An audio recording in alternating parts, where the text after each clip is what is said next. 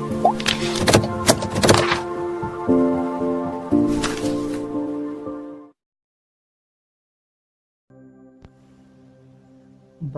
यूनानी ज़ुबान के लफ्ज़ बबीला से निकला है, जिसके मायने किताबें हैं। बाइबल मुक़द्दस एक किताब नहीं, बल्कि उन किताबों का मजमूआ है जो खुदा के इल्हाम यानी रूह कुदस की रहनुमाई से लिखी गई हैं। इसके दो बड़े हिस्से हैं। पहले को अहद अतीक यानी ओल्ड टेस्टमेंट और दूसरे को अहद जदीद यानी न्यू टेस्टमेंट कहा जाता है। पैदाइश से मलाकी की किताब तक अहद अतीक कहलाता है। इसमें वो वादे और नबूवतें दर्ज हैं जो खुदावंद यीशु मसीह की पहली आमद के बारे में की गई हैं। मुक़द्दस मत्ती से मुकाशफा की किताब तक अहद जदीद कहलाता है। इसमें खुदावंद यीशु मसीह की पैदाइश, ज़िंदगी, तालीमात, मौजज़ात और इसके मरने और जी उठने, नेज़ इसकी आमद सानी की पेशगोइयों और इब्तदाई कलीसिया की ज़िंदगी का जिक्र पाया जाता है। लिहाजा खुदावंद यीशु मसीह दोनों अहूद का मरकज़ हैं। बाइबल मुक़द्दस में कुल 66 किताबें हैं, जिनमें से 39 अहद अतीक और 27 अहद जदीद में शामिल हैं। अहद अतीक की किताबें उस वक्त के 3 मरवजा ज़ुबानों यानी अबरानी, अरामी और यूनानी में लिखी गई हैं। अहद जदीद में मुक़द्दस मत्ती की इंजील अरामी ज़ुबान में, जबकि बाकी तमाम किताबें यूनानी ज़ुबान में लिखी गई हैं। बाइबल मुक़द्दस को अदबी सनफ़ और मरकज़ी मज़मून के लिहाज से मुख्तलिफ हिस्सों में तकसीम किया गया है। अहद अतीक में बाइबल मुक़द्दस की 5 किताबें, जिनको तौरात कहा जाता है, इसमें यहूदी शरीयत के कवानीन पाए जाते हैं।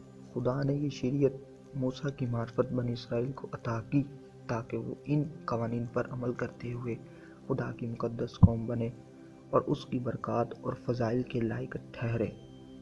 यशवा से आस्तर तक 12 किताबें तवारीख़ की किताबें कहलाती हैं, क्योंकि इन किताबों में बनी इसराइल के सियासी, मजहबी और तारीख़ी वाक़यात को बयान किया गया है। अय्यूब से ग़ज़ल व ग़ज़लात तक 5 किताबें हिकमत की किताबें कहलाती हैं। इन किताबों में इंसानी हिकमत पर गौर करते हुए ज़िंदगी के मुख्तलिफ हक़ाइक़, अहम सवालात और भेदों का जवाब देते हुए माशरती तल्लुकात के बारे में हदायत शामिल हैं। यसाया से मलाकी तक 18 किताबें नबूवत की किताबें कहलाती हैं। इन किताबों में अंबिया का अहवाल और खुदावंद यीशु मसीह के बारे में पेशगोइयाँ पाई जाती हैं। अहद जदीद की तकसीम कुछ यूँ है।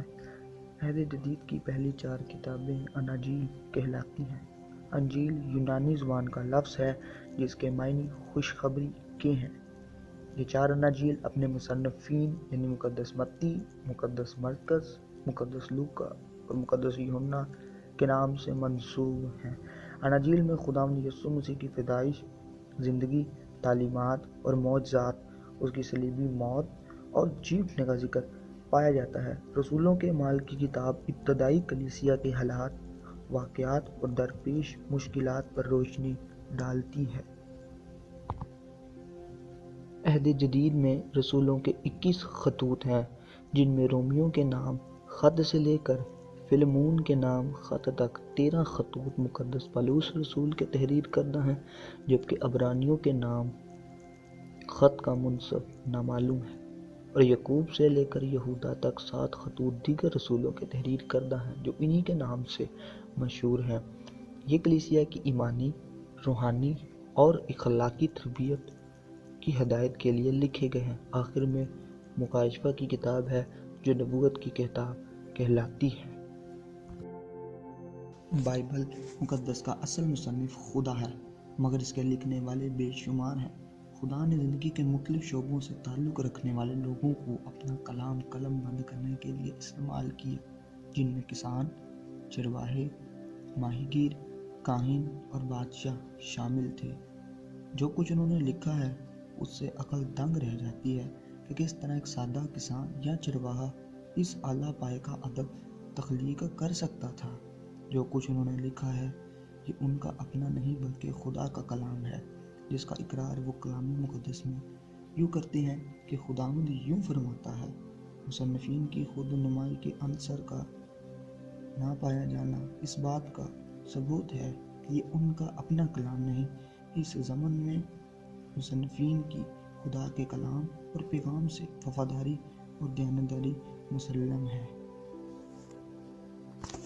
اگرچہ کلام مقدس کے نوشتوں کو 40 سے زائد اشخاص نے مختلف زبانوں اور مختلف جگہوں پر قلم بند کیا ہے، مگر جو کچھ انہوں نے لکھا ہے اس سے یوں لگتا ہے جیسے بائبل مقدس ایک ہی مصنف کی تحریر ہو۔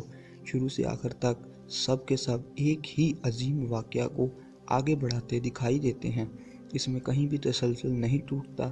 اس سے پتہ چلتا ہے کہ بائبل مقدس کا اصل مصنف ایک ہی ہے اور اس کا نام یہوہ پاک خدا ہے۔ بائبل مقدس کا سب سے پہلا ترجمہ 280 قبل از مسیح میں کیا گیا تھا۔ عہد عتیق کا ترجمہ عبرانی سے یونانی زبان میں کیا گیا جو سیپٹوجینٹ کہلاتا ہے۔ روایت یہ ہے کہ اسکندریہ کے کتب خانہ سے محافظ نے مصر کے حکمران سے گزارش کی کہ یہودی عہد عتیق کا ترجمہ یونانی زبان میں کیا جائے تاکہ کتب خانے میں پڑھنے والے اس سے استفادہ کر سکیں۔ اس پر مصر کے حکمران نے یروشلم میں سردار کاہن کو خط لکھا اور درخواست کی کہ عہد عتیق کا یونانی زبان میں ترجمہ کرنے میں ان کی مدد کی جائے۔ سردار کاہن نے بنی اسرائیل کے 12 قبیلوں میں سے 72 بزرگ اسکندریہ بھیجے جنہوں نے 72 ہفتوں میں ترجمہ مکمل کیا، اس لیے یہ ترجمہ ہفتادی کہلاتا ہے۔ بائبل مقدس کا ترجمہ دنیا کی 2000 سے زائد زبانوں میں ہو چکا ہے۔ موجودہ نظر ثانی شدہ نہم ایڈیشن 2007 میں شائع ہوا ہے۔